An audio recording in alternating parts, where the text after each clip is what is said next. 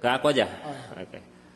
Pak, bisa ceritakan Pak tentang beberapa kendala sekolah yang menghadapi SNPB seperti ini. Seperti apa sebenarnya yang terjadi di kita ini, Pak?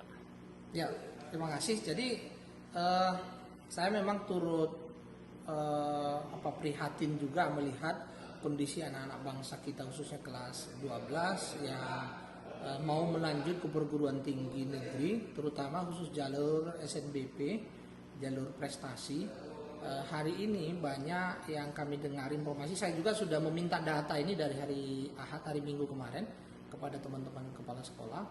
Ternyata banyak yang terlambat sekolah itu menginput data nilai PDSS, data nilai rapot yang mau dimasukkan ke dalam aplikasi PDSS, pangkalan data sekolah dan siswa. Jadi mengakibatkan mereka itu tidak bisa untuk mendaftar jalur prestasi ini.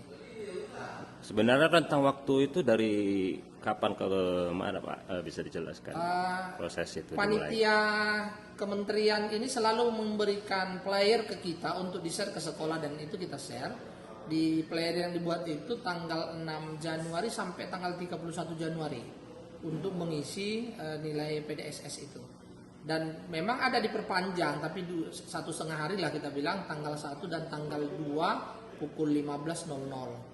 Jadi memang seharusnya pemerintah dengan kondisi banyaknya yang tidak masuk dalam pengisian atau tidak finish dalam pengisian PDSS ini, harapannya memang Pak Menteri Pendidikan Tinggi khususnya memberikan kesempatan.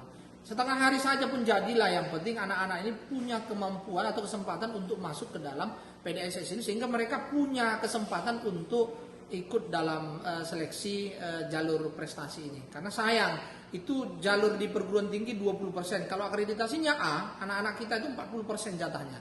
Ini kasihan ini, 40% anak-anak kita yang masuk dalam eligible itu tidak bisa masuk ke dalam PDSS dan tidak bisa mengambil peluang itu. Kasihan memang, luar biasa lah. Nah, di Sumatera Utara sendiri Pak, ada beberapa sekolah Pak, dan upaya kita sendiri dari distrik ini ke pihak pemerintah pusat seperti apa, bisa ceritakan Pak? Saya sudah mengambil sampel kepada khusus yang SMA karena kebetulan saya kabit SMA. Di SMA itu yang paling banyak swasta.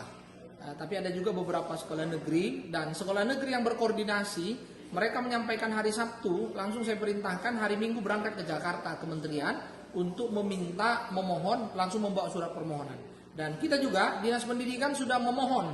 Dari data SMA itu ada 50 ke kami yang terdata, apakah sudah melapor semuanya, tapi itu yang pasti yang sudah dilaporkan cabang dinas ke kami. Saya rekap kemarin, saya minta ditandatangani Pak Kadis kemarin pagi, sudah kami kirimkan surat ke kementerian, mohon dibuka kembali barang 1 hari pun tidak masalah, agar anak-anak kami ini punya kesempatan untuk ikut. Oke, kalau kita akui ada kelemahan dari pihak sekolah karena keterlambatan dalam mengisi PDSS itu.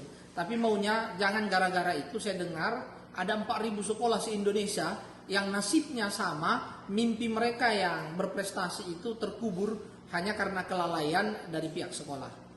Nah, itu mungkin. Kalau di Sumut ada berapa total kira-kira siswa yang... Kalau siswanya saya belum saya rekap kalau siswanya, tapi kalau khusus untuk SMA yang melapor ke kita ada 50 sekolah. Di SMK pun saya dengar ada beberapa, tapi belum saya dapat datanya dari Kabit SMK. Pastinya memang itu menjadi perhatian, makanya kita surati kementerian. Ini bentuk empati kita harus menjadi kementerian memohon agar itu diberi kesempatan. Barang setengah hari, 1 hari saja pun nggak ada masalah. Agar mereka itu bisa dimaksimalkan untuk mendaftar dan ada kesempatan. Karena toh tanggal 8-nya masih dibuka mulai pendaftaran SNBP-nya itu yang sudah ada akun yang masuk dalam PDSS. Kira-kira ada kendala nggak Pak sejauh ini dari sekolah itu, kenapa bisa terlambat ya? Terlambat atau? Kalau sebenarnya kalau kendala memang kalau mencari kesalahan, kita kan tidak mau kembali. Walaupun seperti itu, human error memang pastinya memang kelalaian di pihak sekolah sendiri. Tetapi mungkin kelalaian ini kan jangan dipaku mati menjadi tidak boleh semuanya. Karena ini anak bangsa. Mereka punya mimpi yang luar biasa untuk ke depan. Dan kami Dinas Pendidikan juga tentu, kami juga tidak membiarkan kelalaian ini. Pastinya saya sudah membuat surat, sudah ditandatangani Pak Kadis, akan memanggil minggu depan, akan kami panggil kepala sekolah, kami minta keterangan. Kalau memang murni itu adalah kelalaian karena akibat human error, ya pastinya kita akan berlakukan PP 94 terhadap kepala sekolah yang negeri, yang swasta. pasti kita akan berikan peringatan keras. Karena mimpi-mimpi anak-anak kita ini bisa khusus, memang 20% memang masih ada kesempatan yang lain untuk yang lain, tapi mimpi ini kan harusnya bisa dicapai mereka dengan belajar keras dari dulu, dari kelas 10 sampai kelas 12. Oke.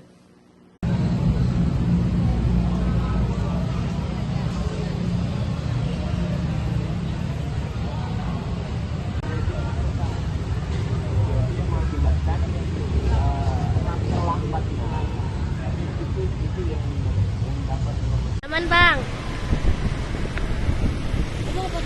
Download Tribun X sekarang, menghadirkan lokal menjadi Indonesia.